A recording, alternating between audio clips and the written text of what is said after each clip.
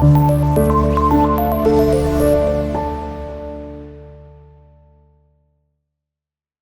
वालेकुम students, it's me liver रफ़ीक और आज हम स्टार्ट करने लगे हैं अपने इंग्लिश का पहला chapter. The first chapter of our book is saviour of mankind. कल मैंने आप सबको इस चैप्टर का एक थीम बताया था। आज हम इस चैप्टर को रीडिंग स्टार्ट करने लगे हैं। तो चलिए सब अपनी फर्स्टली बुक्स निकाल लें। ये वाली बुक है, आप सबको मैंने प्रीवियस वीडियो में बताया भी था, so please get this new book. चलें अब हम स्टार्ट करते हैं अपनी बुक की reading. So class page number 2 open कर लें सारे और हम स्टार्ट करने लगे हैं। Arabia is a land of unparalleled charm and beauty with its trackless deserts and sand dunes in the dazzling rays of tropical sun. Its starry sky has excited the imagination of poets and travelers. It was in the land that the Rasulullah sallallahu alaihi wasallam was born in Makkah Mukarramah, which is about 50 miles from the Red Sea. सबसे पहले हम इस paragraph की explanation को देख लेते हैं, फिर हम मूव करेंगे इसकी डिफिकल्ट वर्ड्स की तरफ। अब इसमें हमें क्या बताया गया है कि अरब किस तरह की सरजमीन थी, वहाँ पे किस तरह के मंजर थे। ठीक है, अब अरब जो था ना, एक उस टाइम बहुत सी सहराई इलाका था, अब तो काफ़ी डेवलप्ड हो गया ना। उस टाइम सहराई सहरा थे और रात को जब सहराई इलाकों में जब रातें होती हैं तो वो बहुत ठंडी होती हैं और जो आसमान होता है ना, जो स्काई, बहुत ज़्यादा सितारों से भरा हुआ होता है। और हमारे नबी करीम सल्लल्लाहु अलैहि वसल्लम भी उसी सरजमीन में पैदा हुए थे।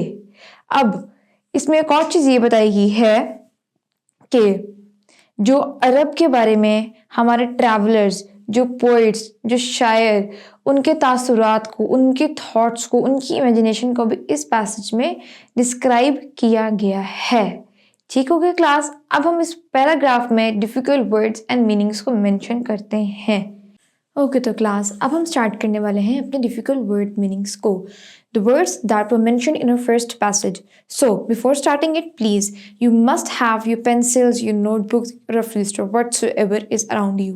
So, अब सब अपने पास अपनी चीज़ें रखें और हम स्टार्ट करने लगे हैं वर्ड मीनिंग्स को, जो कि डिफिकल्ट वर्ड्स हमारे फर्स्ट पैसेज में मेंशन किए हुए थे। So, यहाँ पे मैंने कुछ वर्ड्स लिखे हुए हैं। So, now I will be writing the synonyms and the meanings in Urdu. और ये आपको मीनिंग्स आपके ट्रांसलेशन में बहुत हेल्प करेंगे, सो प्लीज़ गौर से लिखिएगा। सबसे पहला वर्ड जो हमारे पास है दैट इज अनपैरेलल्ड।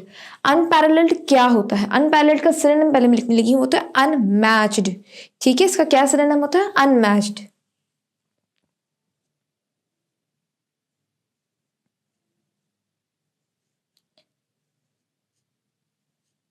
अब अनमैच्ड क्या होता है उर्दू में, इसको क्या कहते हैं?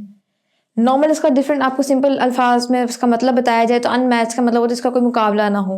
ठीक है, the one that is not comparable, जिसका हम कंपैरिजन भी ना कर सके, अनमैच्ड इस सेंस में आप लें इसका मीनिंग।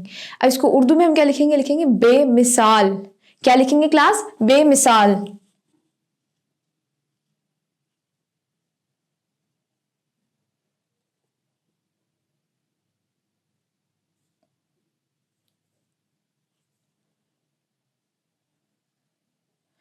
अब moving to the next word that is land.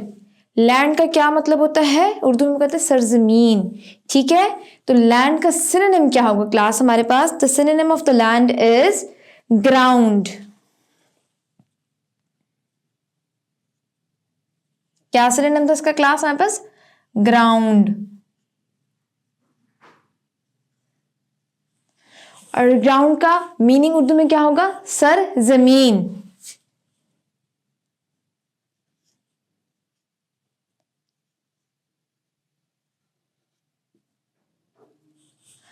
अब the next word is charm. Charm का मतलब क्या होता है? ठीक है, जैसे normal word this person is very charming, कुछ अट्रैक्टिव होना किसी की पर्सनालिटी में, कुछ चार्म होना, something out of the world, उसके लिए हम यूज करते हैं वर्ड चार्म को। तो the synonym of the charm is attraction. क्या इसका सिनोनिम है? अट्रैक्शन।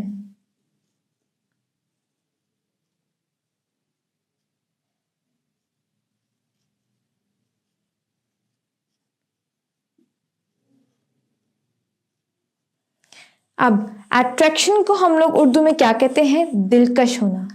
क्या कहते हैं क्लास? दिलकश।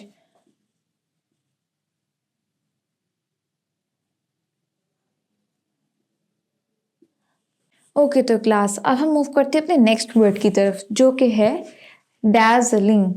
डार्जलिंग का मतलब होता है कुछ बहुत ही ब्राइट होना। जैसे हमारे पैसेज में हमने इसको यूज किया था एक साथ, Darjeeling rays of the tropical sun. ठीक है, अब डार्जलिंग रेज मतलब बहुत चमकदार, बहुत तेज, ठीक है, किरणें सूरज की। तो इसका सिनोनिम क्या होगा? Extremely bright. ठीक है class, so what will be the synonym of Darjeeling? Extremely bright.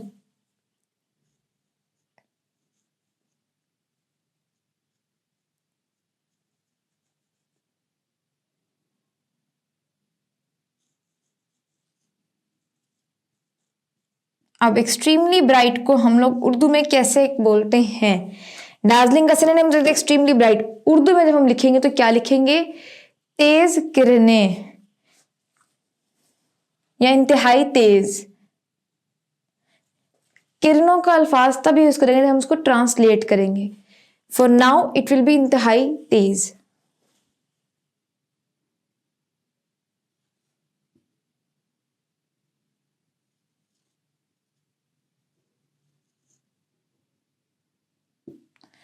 तो हमारे पास दार्जिलिंग है क्या था? एक्सट्रीमली ब्राइट, इंतहाई तेज। तो हमारा नेक्स्ट वर्ड क्या है? स्टेरी।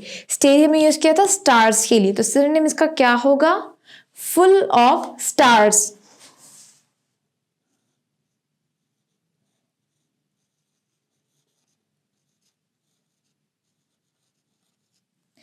Synonym of स्टेरी is full of stars. को हम उर्दू में क्या कहेंगे? सितारों भरा।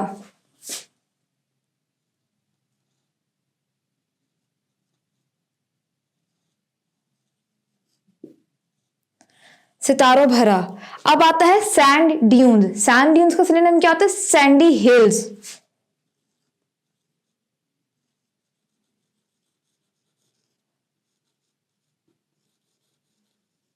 सैंडी हिल्स का मीनिंग क्या होता है? रेत के टीले।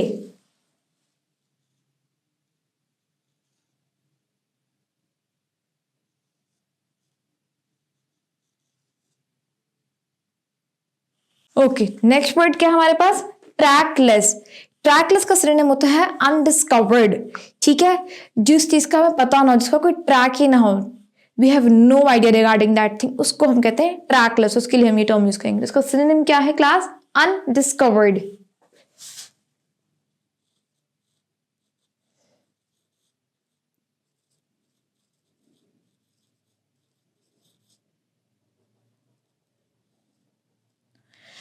सो अनडिस्कवर्ड को हम लोग उर्दू में क्या कहते हैं? गुमनाम।